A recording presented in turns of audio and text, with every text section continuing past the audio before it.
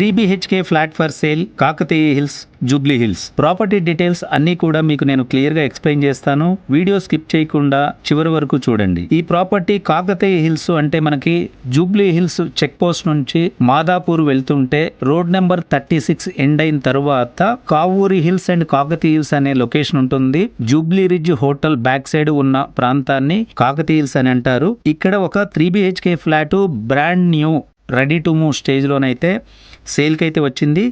ఇది 500 స్క్వేర్ యార్డ్స్లో 5 ఫ్లోర్స్ పర్మిషన్తో GHMC నామ్స్ ప్రకారం సెట్ బ్యాక్స్తో ఈ ప్రాపర్టీని అయితే కన్స్ట్రక్షన్ చేయడం జరిగింది.